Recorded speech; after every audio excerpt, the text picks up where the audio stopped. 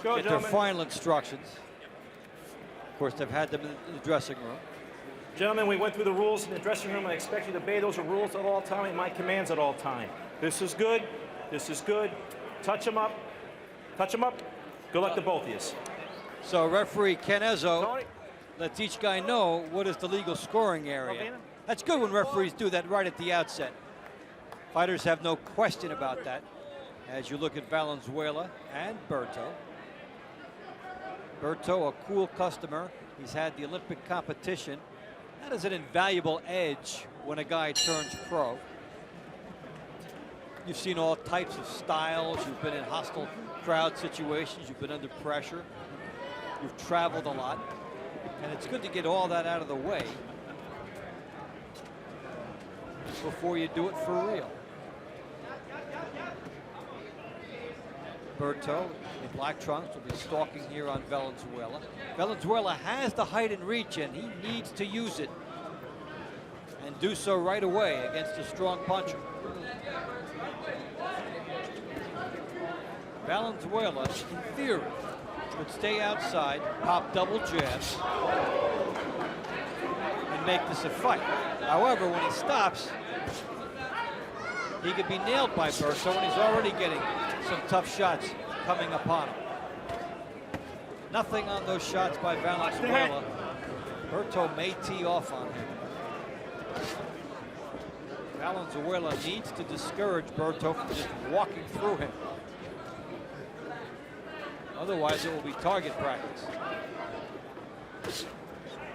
Berto trying to get in via his jab. He's the smaller fighter. His jab is stiff, and then it sets up the body shot. It's a good, quick hand speed. Valenzuela uncomfortable by what Berto just dished out. Stiff jab by Berto drives the head back of Valenzuela. Boy, you get the feeling if Berto opens up here early, he could drop Valenzuela. Take a step back, gentlemen.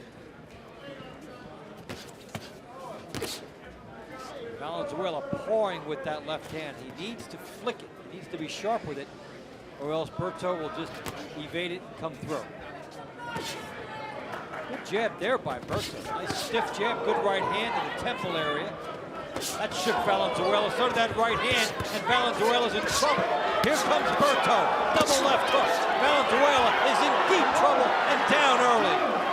3, 4, 5, 6. Valenzuela woefully overmatched, and Ken Ezzo acknowledges that and stops it.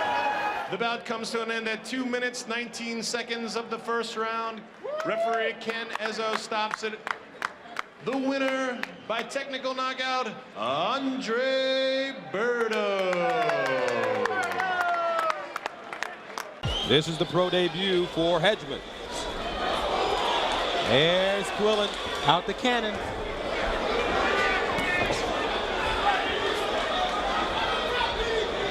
Scheduled for 4 rounds in the middleweight division.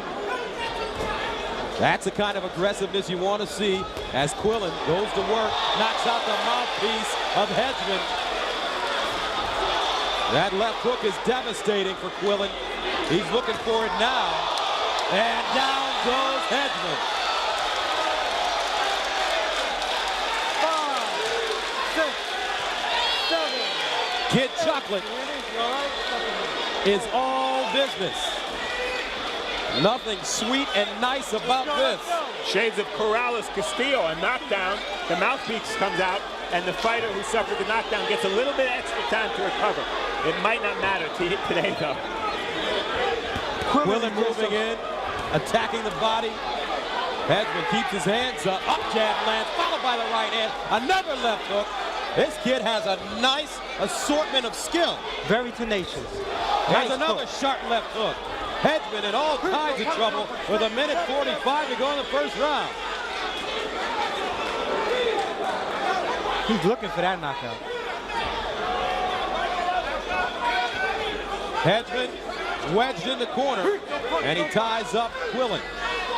Yeah, Quillen's got to be a little careful not to get too close, because he's smothering his own power.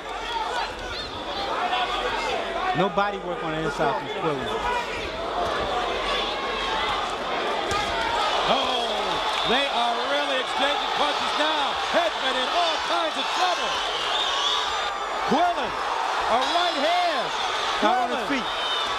And Hedman, puts him to sleep. It's over.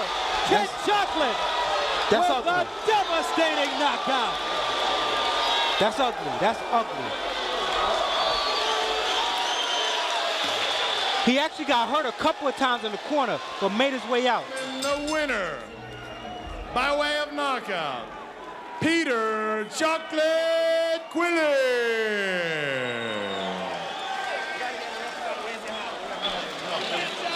Jason, Curtis, I gave you detailed instructions in the locker room. I'm only going to tell you two things. Protect yourselves at all times.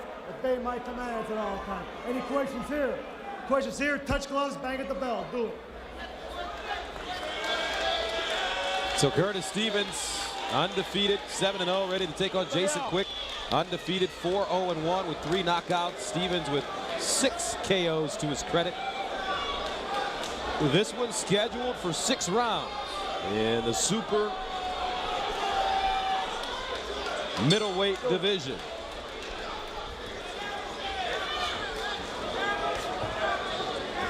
Quick coming out doing the right thing, jabbing.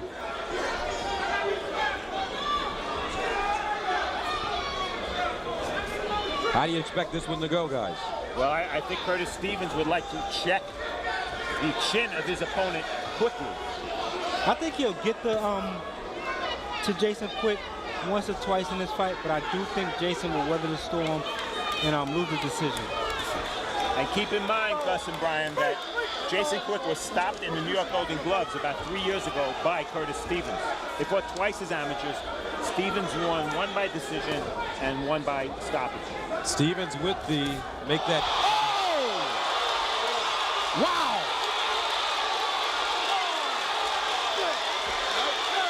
He made a slight mistake and paid for it. And Quick is in trouble. Right hand, Quick trying to hold on. He's got to do it for close to 2 minutes. Stevens wants to get this one done quickly. Going to the body, really digging. Because of Curtis' punching power, you can't make mistakes against him. Here's Stevens again, the overhand right. Buckles, Quick. Quick in trouble. Stevens pushes him off. Smiles at the crowd. Nice short left uppercut, just missed. Smart move by Stevens to go to the body. Bad move by Stevens to play to the crowd. Uppercut gets through. Nice body shot on the inside. Left hook to the body. Now Quick answers with a left hook of his own. He actually hurt Quick to the body. Quick can't move right now. Another body shot hurt him. Quick. He's digging a body shot. Quick about to fall right now. A minute left. Stevens getting close. He went 6 rounds in his last fight. Stevens just really unloading on Quick. They may have to stop this. Quick isn't answering. Here comes Curtis stalking. He getting good leverage on his punches on the inside. Punch him out. Punch out. Let's go. If you watch him start to dig right there. He get good leverage on his shots.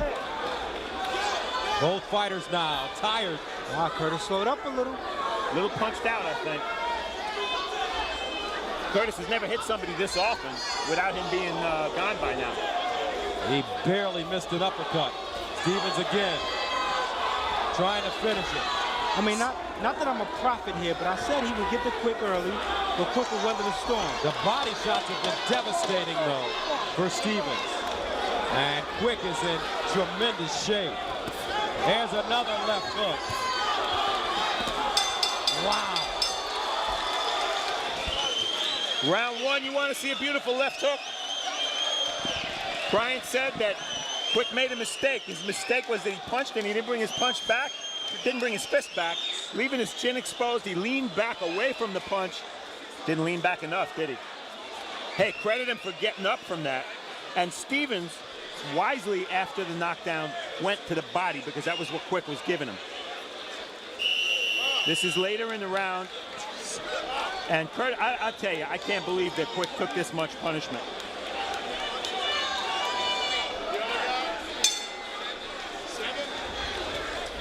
Round 2 between Curtis Stevens and Jason Quick. The knockdown for Curtis Stevens in the first round came on his first connect. Now Stevens and Quick ready to get it on again. This one's scheduled for 6. And the power punch is obviously in the favor of Stevens. He threw 70 punches, landed 33 for 47%. Oh, Quick is on clear streak. Oh, Curtis Stevens with a right hand, left hook combination. Curtis Stevens again. Quick is in great shape. Beautiful body shot. That's the only thing holding him up right now. Stevens so calm as he looks over at his corner for instructions. And Quick has brave on the back of his trunks. I mean, right now I think a little too brave. Because he's not moving. He's standing right in front of Curtis. Now he starts to move a bit, trying to clear his head. Stevens, though, taking his time. Another left hook. And somehow Quick stays on his feet. The right hand of the body. The thing right now, I think Curtis is punching a little quick. His last fight, he wasn't this quick with his hands. So I think he's been working on hand speed. And that's interesting because he's heavy. You can see his midsection. He should be lighter. He's 172. He eventually wants to get down to middleweight. And he's even... up jab right hand. This Quick is an unbelievable physical specimen to be able to stand in the ring under all of this punishment. And here comes a left hand. It's over. Oh, man. Curtis Stevens. Check a chin tonight.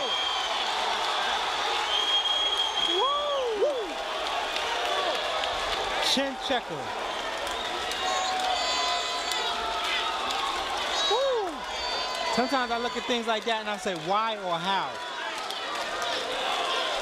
I mean, Quick was in great shape, though. He was. But he got hit too flush too often. Yeah. No one's going to take those shots for 3 rounds. You can't make mistakes against Curtis Stevens. And this is the end right here. You see, Quick is trying to punch. And by punching, all he's doing is leaving himself open for counter punches like that. Ladies and gentlemen, referee Gary Rosado stops the fight 1 minute and 55 seconds into the second round. The winner by technical knockout, Curtis Showtime Stevens.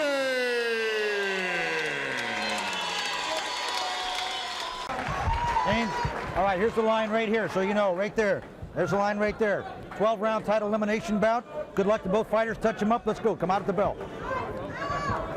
And here are the rules once more. No 3 knockdown rule, nor standing 8 count. Fighter can't be saved with the bell in any round, including the final. A headbutt rule. We go to the cards after the 4th round. So Tony says he's fit. He looks fit. He is loose. Now let's see if he's got the goods. I noticed yesterday when they had their little pose off after the weigh-in that Jason Robinson really looked much taller than I even expected in seeing the stats over James Lights Out Tony. Tony just a bigger guy, despite the fact that there is not that much weight difference between them. But if you just look at the body style structure of these two.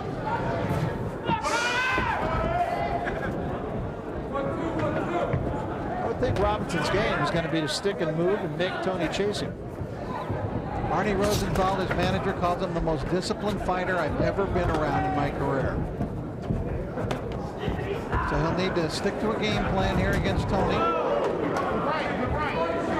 Who not only is just an excellent fighter with a fighter's mentality, but really knows a lot of tricks, really knows what to do in that ring, knows how to set a trap for an opponent, knows how to turn his body, knows how to block a punch with the shoulder. I mean, this guy is an intelligent fighter in that ring.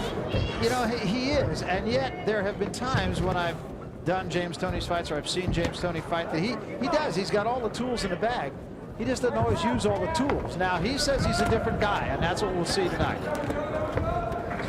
All right, vehicles hands, step out.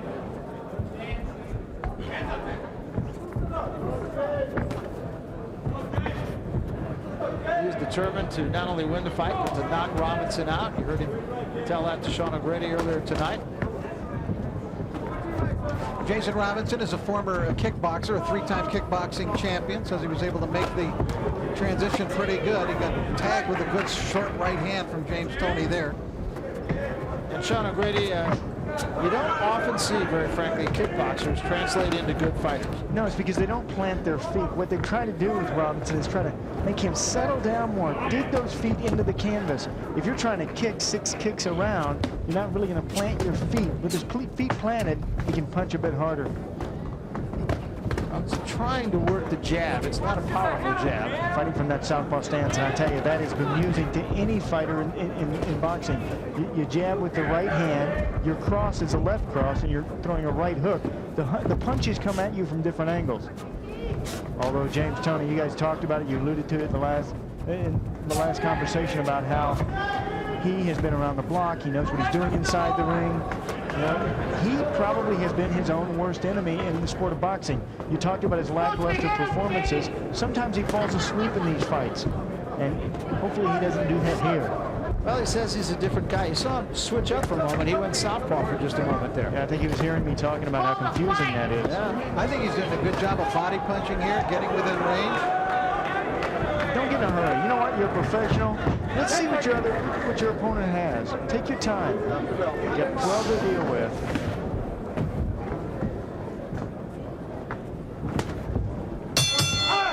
End of the first round. Feeling out round. Ezra Charles. One of the 2 predominant super middleweights of the mid-90s. The other was Roy Jones. And I tell you, even though those 2 fought, James Toney became a better fighter. This is a kid in Toney who was a dead-end kid, street kid. He found a direction in boxing, and he just got enamored by the sport. He spent time reading articles. He spent time watching the tapes, watching fights, and learning as much as he could about the sport of boxing. It really works. Went left-handed again for a moment. He took a shot from Robinson. Jason Robinson seemed very calm about the whole thing. There were some words exchanged at the press conference this week between the two, but basically inspired by some comments from Robinson's manager, Arnie Rosenthal, about Toney being old and that his legacy is old. But and Toney came in looking strongly for Robinson at the press conference, and Arnie Rosenthal. But you know, Robinson himself, he's very quiet. Doesn't say much, but he admitted to me, he says, I'm real excited about this, and I'm very anxious. This was yesterday at the weigh-in. I'm very anxious to get in that ring. Real nice young man. In fact, Arnie Rosenthal, quick to point out, he said the quiet kids are the ones you have to be concerned with. Jason Robinson. Toney looking to load up with that right hand now against the southpaw, come right down the middle. And there it is. It was a little short, though. Southpaws are vulnerable to that punch. A real straight right hand down the pike and a real wide left hook. The way they stand their positioning, they're vulnerable to that. Toney is one of the great practitioners of the art of blocking a punch with the shoulder and coming right back with the right cross immediately after that. So he'll try to take that jab if he can in that fashion and come back with the right cross right down the middle. This is experience talking. I mean, James Toney, he's been in there with everyone. He knows how to roll a punch. Sometimes it's easier. You don't use as much energy to take the punch and then counter with your own, which is something that he does quite well that you're alluding to. For Robinson, he's got to be on his speed. First thing any aging fighter loses is his speed. Get that speed going, and then everything else kind of falls in place. Work that jab. Now he switches up again, goes lefty. Don't be afraid to hit James Toney with an uppercut. The way he leans over, he bends at the waist. He is vulnerable to that shot, but you got to throw it. Every time he goes lefty, that is, Toney goes lefty, Robinson tags him. Robinson's got very nice, he's very rangy, using the ring well. And he's keeping Toney off him pretty well.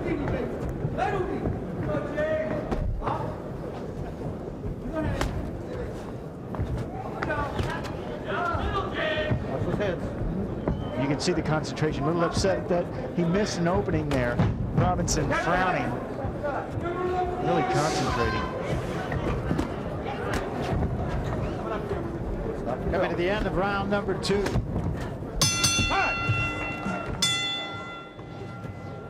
Well, a reminder, Sundays at 8 p.m. Beyond the Glory second season takes you inside the hidden world of sports' biggest stars. Beyond the Glory, presented by Acura, Sundays at 8 only on Fox Sports Net. A lot of fighters in that one, a lot of football players.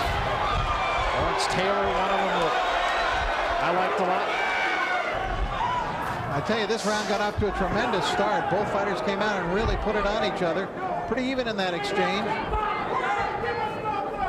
Tony was listening to Freddie Roach in the corner.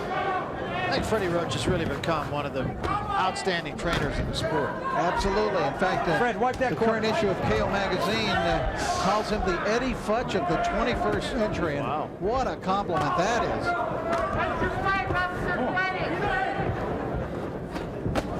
Good left hand, right hand, brother, dropped in by Tony. I like the new breed of trainers, many of them. Buddy McGirt, another fine trainer coming up. Yes. Joe Goosen, Freddie Roach. Guys with a lot of years out in front of them now to train fighters at a very high level.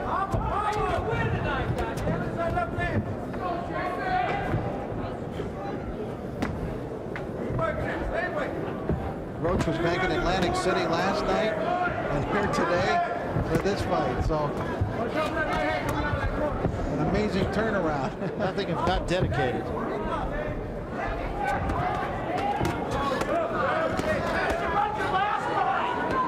Tony's punches caught on the arms of Robinson. Those two body shots are pretty good, though. And Tony, this is typical of Tony because he has always been a fighter who likes to break down his opponent. He dissects them, basically, Barry, then breaks them down bit by bit. I saw him do this even at the top of his game with a number of fighters. I think back again of the Prince Charles Williams fight, a typical example of that.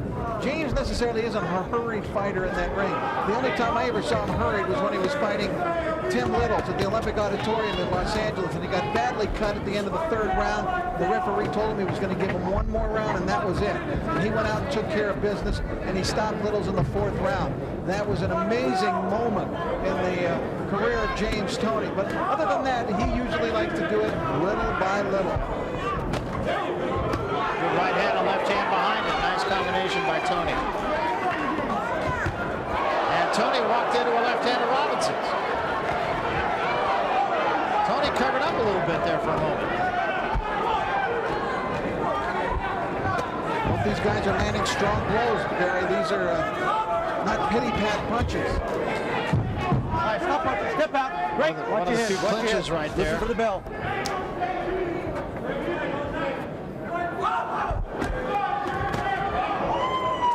End of three. That was the corner of Jason Robinson between rounds. Tony coming out all business here. I think Freddie Roach lit a fire under James Toney between rounds.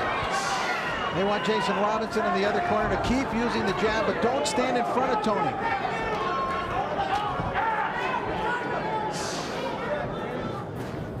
And after that initial rush, Tony back into the wait for your man to come to you mode.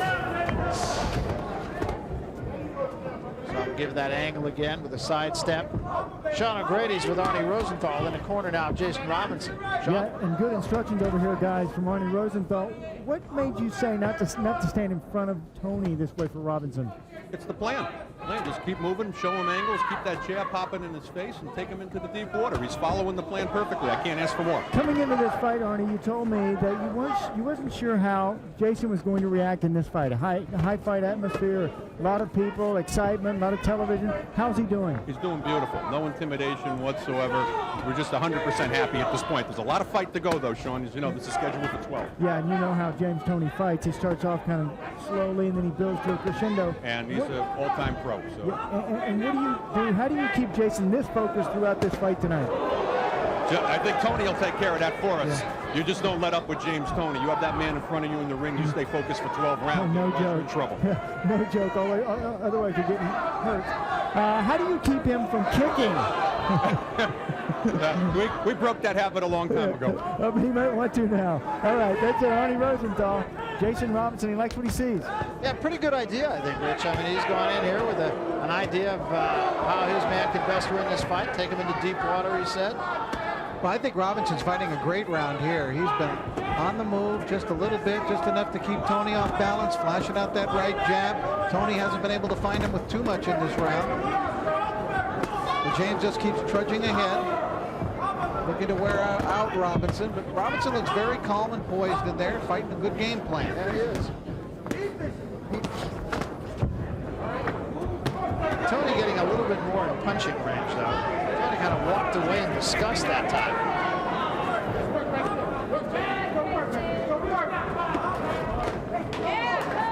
I wonder if Tony might have hurt his hand or something.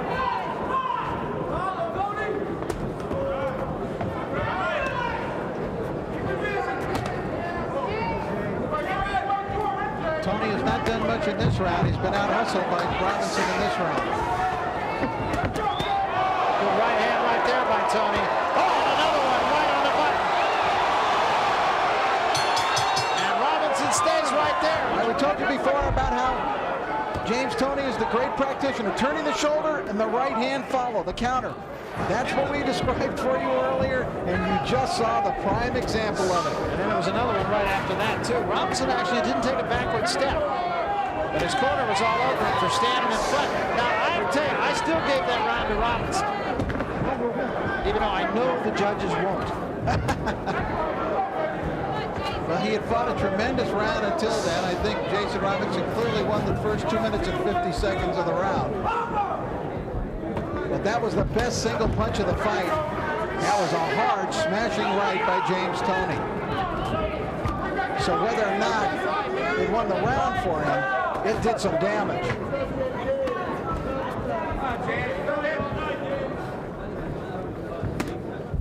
James is so cute in there, I'm telling you. You just saw that move we talked about, that turning of the shoulder and coming right back with the counter right. I don't know that anybody's done it better really in the last 10 years than James Toney. He's very crafty.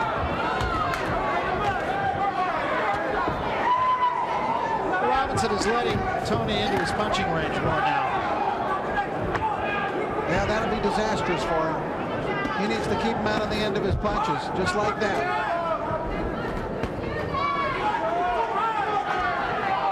See, now I don't think he can be right here if you're Robinson. Right hand. Tony's looking for that counter right. Missed an uppercut.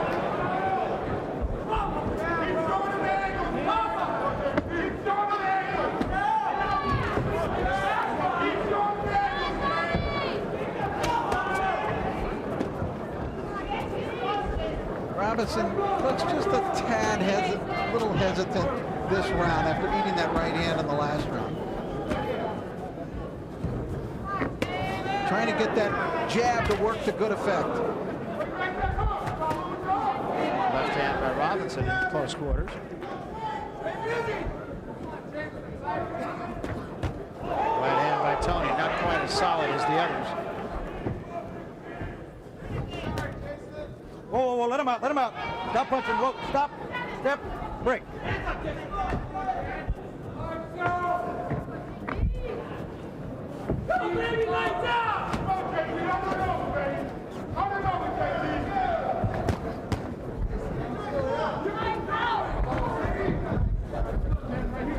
Again, Toney giving him a lot of different angles, but not a bad round for Robinson again. And there's a right hand, and that is going to drop Robinson. Just like that. That caught him right on the chin. 5, 6, 7, 8. Let me dust off the gloves. Walk to me. Come here. Time. Still doesn't seem 100% back yet, Robinson. And Toney comes right after. Hits him with a right hand and another right hand. Toney being aggressive in this round, not waiting. Oh, big right hand. I tell you, this is a one-punch fight in terms of how Toney can win it with the counter rights. He's destroying Jason Robinson with right hands. He's found the man's weakness, exposed it. Look at him turn his shoulder. He's ready to launch that right hand again. And just waiting on it. You can just see it.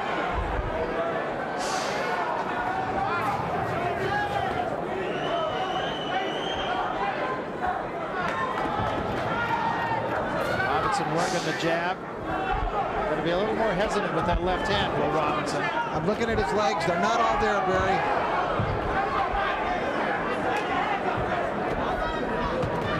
Slapping right hand that time by Toney. I wonder why Robinson let up there. He had Toney backing up for a second, then he just backed off.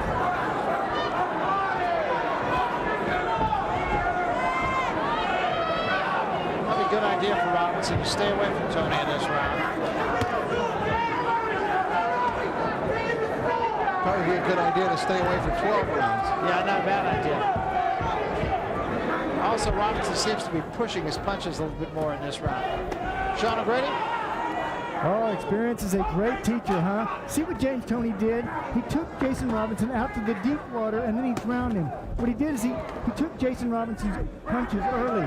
He rolled his shoulders, he turned, he timed it properly, took his time, and then when the window was open, he really scored. The window was open, now it's closed again, but when it was open, he was really trying to go for the KO.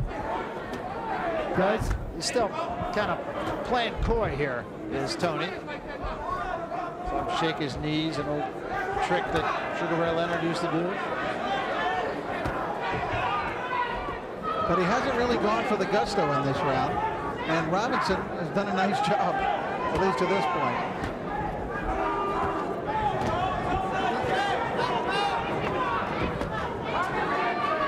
Toney just having it all his own way, though. He's just kind of playing with Robinson this round. Cat with a mouse.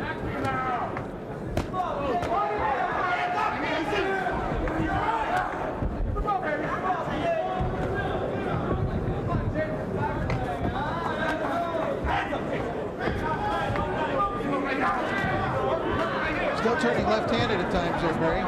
You said most of the time in the early going really was not an effective move for him, but he does it just to show him different looks. Exactly. He's a pro, there's no question about it. Time, no punches.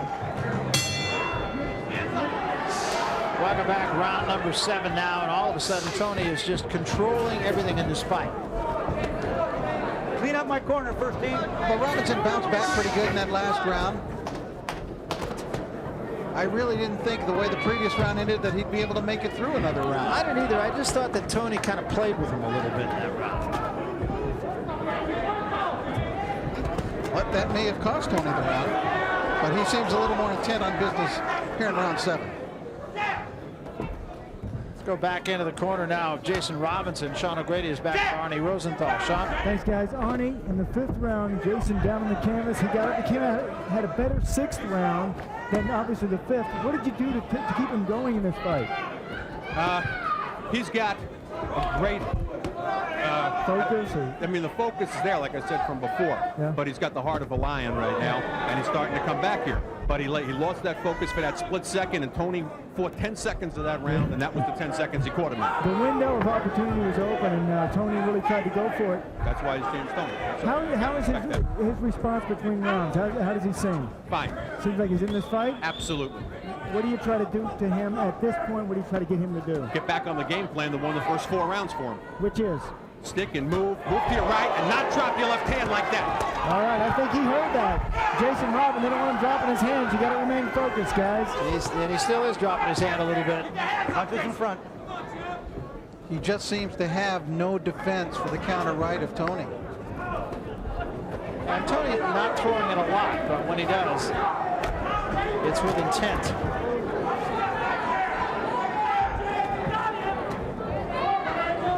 Toney's left hand has not been real effective in this fight. No, and he's throwing it more now. It's almost like, let me just see if I can get this working.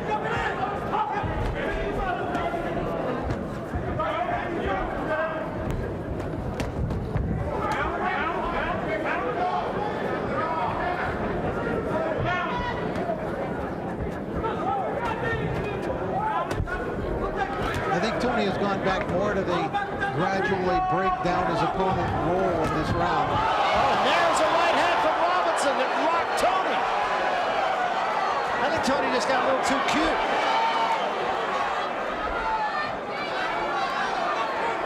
I don't believe Toney is hurt. And there's a left hand, and that drops Robinson. As soon as he got back to business, Barry, as soon as James Toney got back to business, I believe this fight is over. It is. Well, there's a wake-up call. He wanted to look sensational tonight.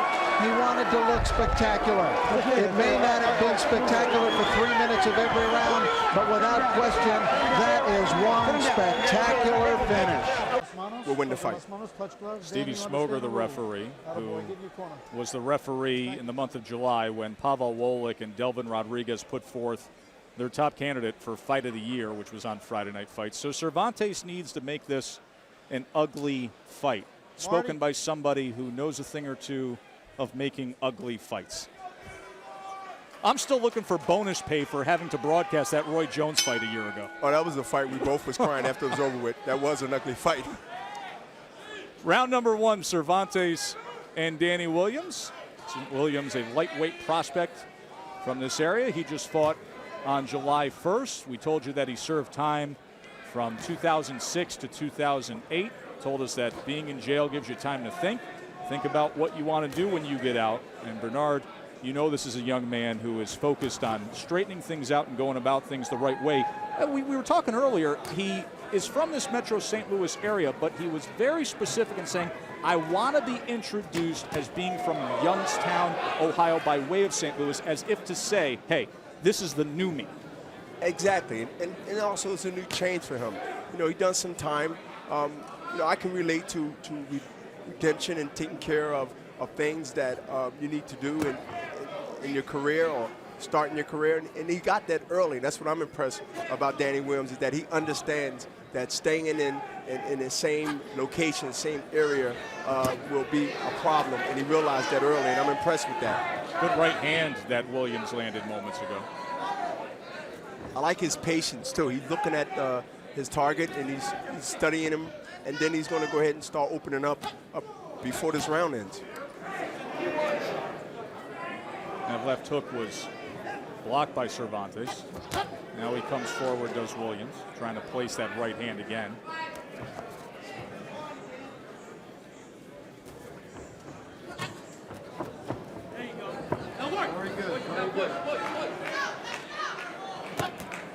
Left hand to the body from Williams. Yeah, but it's just one, too, by Danny Williams. You got to double that up after a jab, or the right hand got to come before that, not one shot. Oh, and he scores right there. The first knockdown of the night, and it was. Jones, he put the second punch, which he never really hit, but he threw it in rhythm, and it was the punch that put his opponent down, which is Antonio. Good start for Danny Williams. Minute to go here in round number 1. The jab set that up, too. Danny Williams threw the jab and then set it up.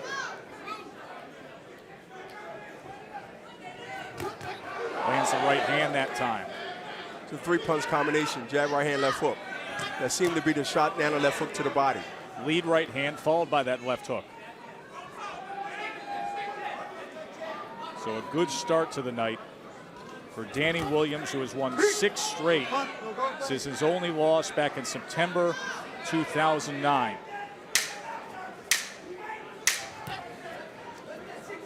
Good kind of right hand. Take a quick break here at the end of round number 1. When we come back, replay of that knockdown. That is Danny Williams in the red with the gold trim, scoring the knockdown in round number 1 against Cervantes, who's a 14-year pro from Mexico. He's had long layoffs in his career, had a 3.5-year long layoff. Didn't fight from November 06 to May of 2010. That's going to be a topic of discussion also in our main event when it centers on Kermit Cintrone and what happened with Cintrone in the course of the past year. I thought you had a great comment earlier today when we were talking about fighters and long layoffs and how challenging that can be. It's like not turning on a car for a year. Same thing. Exactly. I mean, you know, anything that needs to move, don't move. It's a problem when you're trying to move it after 3 months, 2 months, 100 days or whatever. I mean, we're fighters and we like to fight. And to have that long inactivity, inactive, it's a problem. You got to start that engine up. You got to get back in the rhythm, mentally and physically. Been a little roughhousing in here from Cervantes in round 2. Well, Cervantes is not making his fight ugly. He's not making his fight ugly, and that's going to be a problem as the round goes on. He just got hit with a counter right hand by Williams, and that seemed like the punch that Williams wants to make really a point. He wants to really put that in there, because I've seen him throwing a couple of right hands right after he make his Cervantes misses a punch.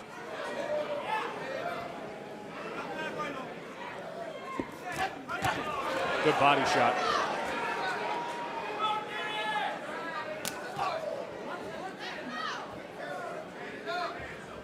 We welcome everyone to Friday Night Fights here in St. Charles, Missouri. Joe Tessitore alongside the light heavyweight champion of the world, Bernard Hopkins, ringside. Round number 2 of our opening bout between Antonio Cervantes and Danny Williams. Williams, who's a local product from here in St. Louis, but has been training hard in Youngstown, Ohio, has made a good return to Metro St. Louis, scored a knockdown in round number 1. We'll show you that at the end of this round. Good right hand that time, Bernardo Cervantes came forward. Good right hand, and Cervantes needed to clinch because I think that right hand got his attention to the body.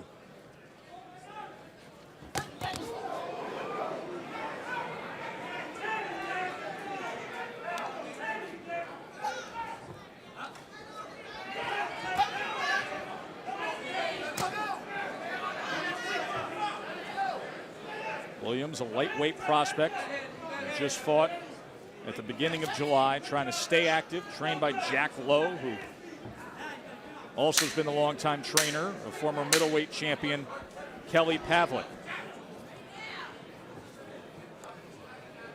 Williams looking to counter when Cervantes comes in, and he's setting it up with that left hand.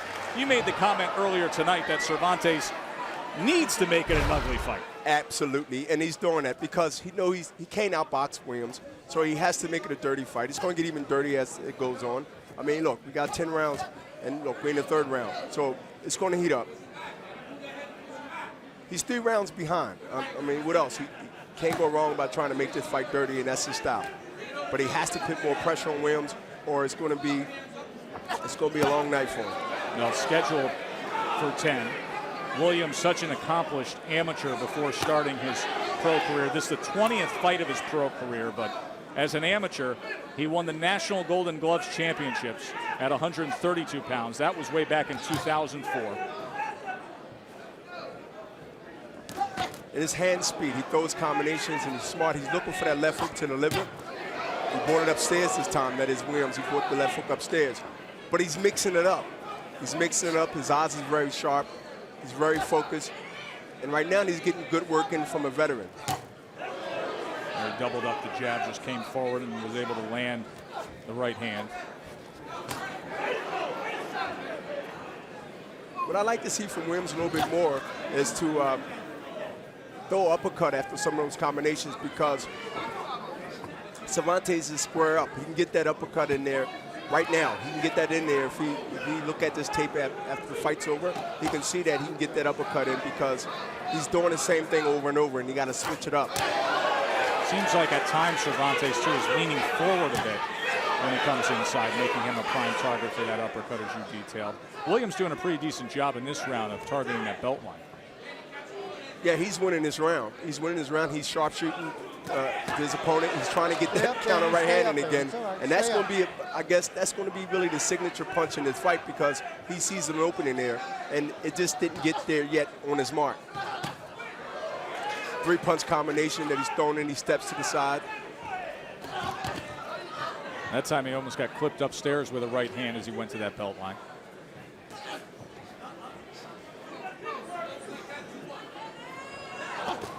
Cervantes putting pressure. I mean, he's putting pressure, but he's not letting his hands go. He's throwing one shot. About to say, he just threw one shot again. He's doing half the job of stepping forward, of getting into the kitchen, but he's not throwing enough punches when he does so. One is Williams is countering him, and he's probably leery of getting countered. He just threw a couple of punches there, but he has to let both hands go. If he don't let both hands go, he will always get countered. And here's that counter right hand I tell you he's waiting on just about the last 3-4 rounds, and he finally got it in. That is Williams. Another counter right hand.